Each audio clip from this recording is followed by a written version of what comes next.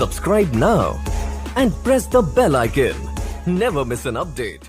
नमस्कार दोस्तों, Hemant LP channel में आपका बहुत बहुत स्वागत है। दोस्तों, इस वीडियो में हम पार्ट 2 पढ़ेंगे और आपको पिछली वीडियो में हमने बताया था कि कम से कम सीटेट में 30 नंबर को कवर करेगा ये, यूपी टेट में 4 नंबर को कवर करेगा और सुपर टेट में भी ये 4 से 5 नंबर को कवर करेगा।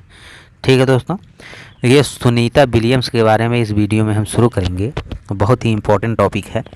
सुनीता विलियम्स भारतीय मूल की अमेरिकी अंतरिक्ष यात्री थी जो अंतरिक्ष में सबसे लंबे समय तक रहने वाली प्रथम महिला थी। ये भारत के गुजरात से ताल्लुक़ रखती थी। दोस्तों, सुनीता विलियम्स जो हैं अमेरिका की एक अंतरिक्ष यात्री थी जो भारतीय मूल की थी, अर्थात इनके दादा परदादा भारत में रहते थे और ये जो हैं अंतरिक्ष में सबसे लंबे समय तक रहने वाली पहली महिला है। उसके बाद हम लोग दूसरा देखते हैं कल्पना चावला। कल्पना चावला भी भारतीय मूल की अंतरिक्ष यात्री थी। ये अंतरिक्ष में जाने वाली प्रथम भारतीय महिला थी और यह हरियाणा से ताल्लुक़ रखती थी। दोस्तों, कल्पना चावला का घर जो है हरियाणा में है और यह भी एक अंतरिक्ष यात्री हैं जो अंतरिक्ष में जाने वाली प्रथम भारतीय महिला थी। तो यहाँ पे दोस्तों थी पर ध्यान देना है कि कल्पना चावला भारतीय मूल की अंतरिक्ष यात्री थी, सुनीता विलियम्स थी, कहने का मतलब ये लोग अब नहीं हैं। ठीक है, आगे देखेंगे तो राकेश शर्मा के बारे में आप सभी लोग जानते हैं कि 1984 में भारत के पहले व विश्व के 138वें अंतरिक्ष यात्री थे। ये भारत में पंजाब से ताल्लुक़ रखते थे। राकेश शर्मा जो थे पंजाब से थे और यह 1984 में भारत के पहले अंतरिक्ष यात्री के रूप में पुरुष के रूप में गए थे।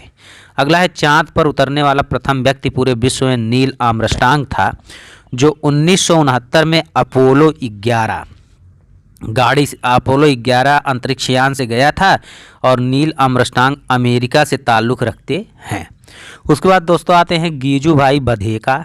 तो गीजू भाई बधेका जो थे इनका पूरा नाम भगवान टाइप है, गिरिजा शंकर भगवान जी बधेका। ठीक है, गिरिजा शंकर भगवान जी बधेका इनका पूरा नाम है। और गीजू भाई बधेका, तो भाई वाला सिस्टम ज़्यादातर गुजरात में चलता है, गीजू भाई मोटा भाई। तो गिरजू भाई बधेका का पूरा नाम गिरिजा शंकर भगवान जी बधेका है जो गुजरात से ताल्लुक़ रखते थे। ये महान शिक्षा शास्त्री थे। आप कह सकते हैं कि गीजू भाई बधेका जो महान शिक्षा शास्त्री के साथ साथ महान मनोवैज्ञानिक भी थे जो बच्चों के लिए किस्से व कहानियाँ लिखा करते थे। जैसे आपने कई किताबें देखी होंगी, जैसे चंपक की किताबें देखी होंगी, उसमें छोटे छोटे बच्चों के लिए किस्से और कहानियाँ लिखी रहती हैं। वैसे सेम गिरजू भाई बधेका भी बच्चों के लिए किस्से व कहानियाँ लिखा करते थे। इनकी रचनाओं में चालाक खरगोश, बुढ़िया और बंदरिया, आनंदी कौवा इत्यादि प्रमुख रचनाएं हैं। इसके बाद दोस्तों चलेंगे तो रोनाल्डो रास, बहुत ही इम्पोर्टेंट टॉपिक है। रोनाल्डो रास जो है, रोनाल्डो रास भारतीय मूल के ब्रिटिश नोबेल पुरस्कार विजेता हैं। इन्होंने चिकित्सा के क्षेत्र में नोबेल पुरस्कार प्राप्त किया है। इन्होंने बताया कि मलेरिया जो होता है वो मच्छर से फैलता है और ये भारत के उत्तराखंड से ताल्लुक़ रखते थे। आपको पता होना चाहिए कि मलेरिया जो होता है मादा एनाफिलीज के काटने से फैलता है। मलेरिया की दवा जो होती है सिनकोआ पेड़ की छाल होती है जिसे हम कुनैन कहते हैं। मच्छर पानी में अंडे देती है और जो पानी रोका हुआ होता है उसी पानी से ज़्यादातर मलेरिया नामक रोग होता है। तो पानी जो है, मच्छर जो है उसी पानी में, जैसे कूलर में पानी है, कहीं पे पानी इकट्ठा है तो उसी में अंडे देती हैं और उन्हीं से पतले पतले छोटे छोटे भूरे भूरे रंग के कीड़े निकलते हैं जिन्हें लाख कहते हैं। क्या कहते हैं? लाख। ठीक है, तो इतनी बातें हो गई। और अगर मच्छर को कूलर में मारना है या कहीं पर भी मारना है तो उसमें थोड़ा सा मिट्टी का तेल ला के आप गिरा दीजिए, उस पानी का पृष्ठ तनाव जो होगा बहुत कम हो जाएगा और उसमें मच्छर डूब के मर जाएंगे। ठीक है दोस्तों, तो रोनाल्डो रास से आपके सीटेट में कई क्वेश्चन आए हुए हैं। यह भी भारतीय मूल के थे लेकिन ब्रिटेन में नोबेल पुरस्कार ब्रिटेन की तरफ से पाए थे और यह डॉक्टर थे। यह चिकित्सा के क्षेत्र में नोबेल पुरस्कार पाए थे और यही डॉक्टर साहब रोनाल्डो रास ने ही बताया कि भैया मलेरिया जो होता है वह मच्छर काटने से होता है। ये भारत के उत्तराखंड से ताल्लुक़ रखते थे और इन्होंने बताया कि जो मलेरिया होता है वह मादा एनाफिलीज नामक मच्छर के काटने से होता है और मलेरिया की दवा सिनकोवा पेड़ की छाल से निकला हुआ कुनैन होता है। मच्छर पानी में ही अंडे देती हैं और उन्हीं से पतले पतले छोटे छोटे भूरे भूरे रंग के कीड़े भी निकलते हैं और उन्हीं कीड़े को हम क्या कहते हैं, लाख कहते हैं। आगे चलते हैं तो देखते हैं लुई ब्रेल। तो दोस्तों लुई ब्रेल के बारे में आप सभी लोग जानते हैं कि यह एक शिक्षाविद यानी मनोवैज्ञानिक यानी वैज्ञानिक थे। तो लुई ब्रेल फ्रांस के शिक्षाविद या अन्वेषक थे। इन्होंने ब्रेल लिपि की खोज की और ब्रेल लिपि जो होता है वह अंधे लोगों के पढ़ने का एक खास तरीका होता है। अंधे लोग छू कर स्पर्श करके जब पढ़ते हैं तो उसी को हम ब्रेल लिपि कहते हैं। इसमें 6 बिंदुएं होती हैं, ऐसे ऐसे 6 बिंदुएं होती हैं। इन्हीं 6 बिंदुओं पर आधारित होता है ब्रेल लिपि। ब्रेल लिपि एक मोटे से कागज़ पर नुकीला औजार से बिंदु बनाकर लिखा जाता है। ब्रेल कागज़ पर हाथ फेर कर पढ़ा जाता है क्योंकि उसमें थोड़ी सी लंबाई चौड़ाई के साथ साथ ऊंचाई भी होती है। तो जिसमें लंबाई चौड़ाई के साथ साथ ऊंचाई भी हो उसे हम 3D कहते हैं यानी 3 डायमेंशनल कहते हैं। तो जो ब्रेल लिपि होती है वो आधारित होती है 3 डायमेंशनल या त्रिविमीय पर। आगे देखते हैं तो गांधी जी के बारे में हम लोग पढ़ते हैं। भारत में अंग्रेज़ों ने आम लोगों के लिए नमक बनाने पर रोक लगाई थी।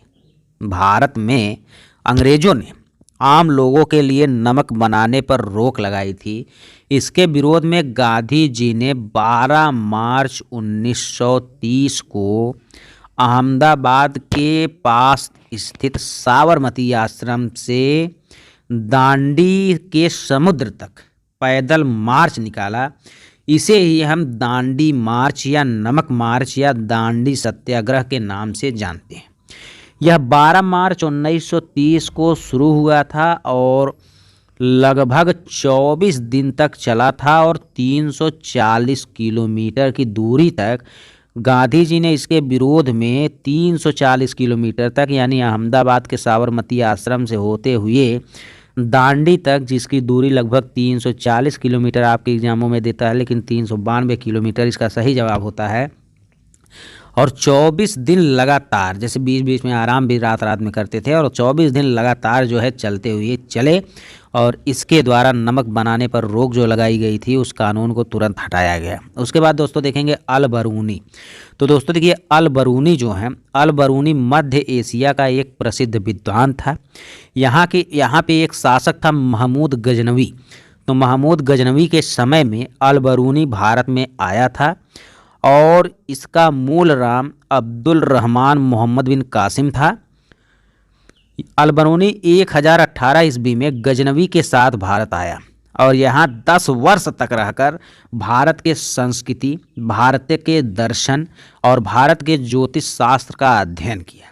अल बरूनी ने एक पुस्तक लिखी है जिसका नाम है किताबुल हिंद, उसी को कभी कभी तहकीक हिंद भी कह दिया जाता है, में 11वीं शताब्दी में भारत के सामाजिक एवं सांस्कृतिक जीवन पर प्रकाश डाला। ठीक है, आगे देखते हैं। तो विष्णु चिंचालकर। विष्णु चिंचालकर इंदौर मध्य प्रदेश के मशहूर कलाकार थे। ये सूखे पत्तों से चित्र बनाते थे। अगर आपसे पूछेगा सूखे पत्तों से चित्र बनाने की कला किसमें थी, तो मध्य प्रदेश में इंदौर के रहने वाले एक विष्णु चिंचालकर थे जो बड़े मशहूर कला थे। ये सूखे पत्तों से ही चित्र बना देते थे। अगला है अफसाना मंसूरी। तो दोस्तों देखिए अफसाना मंसूरी जो थे यह एक बास्केटबॉल प्लेयर थे जो ऐसे उठा के यहाँ ऊपर फेंका जाता है और ऊपर से नीचे गिर जाता है। तो बास्केटबॉल प्लेयर थे अफसाना मंसूरी। अगला देखेंगे तो ग्रेगर मेंडल जो थे, ग्रेगर मेंडल का जन्म 1882 में ऑस्ट्रिया में हुआ था।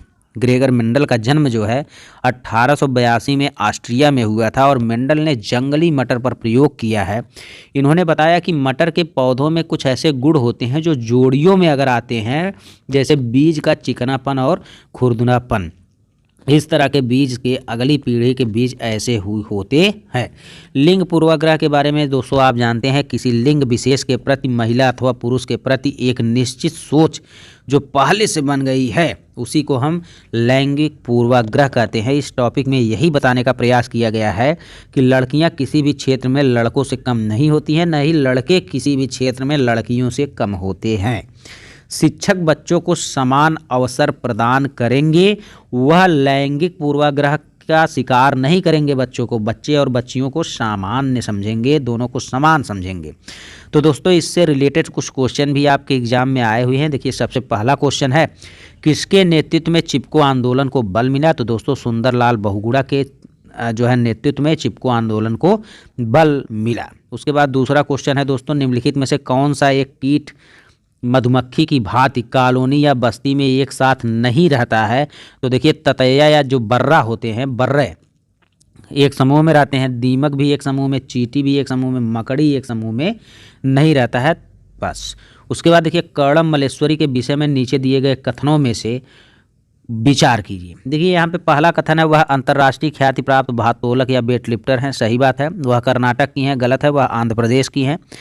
उसने अपने नाम बहुत से रिकॉर्ड बनाए और वह 130 किलोग्राम तक का भार उठा लेती थी। देखिए हमने बताया था कि थी और है पे आपको ज़्यादा ध्यान देना है। यह अभी मरी नहीं है, यह अभी जिंदा है और वर्तमान समय में 130 किलोग्राम तक का भार उठा लेती है। तो थी लिखा है तो ये भी ऑप्शन गलत हो गया। और चौथा है, जब वह 12 साल की थी तभी से वह भार उठाने का अभ्यास करने लगी, तो ये सही है। आपका पहला और चौथा ऑप्शन क्या है? सही है। अगला है दोस्तों, देखिए ग्रामीण क्षेत्रों में गाय के गोबर से या भैंस के गोबर से झोपड़ियों की दीवारों और फर्श को लीपा जाता है, ऐसा क्यों किया जाता है? तो ऐसा किया जाता है दोस्तों कीड़ों को दूर रखने के लिए।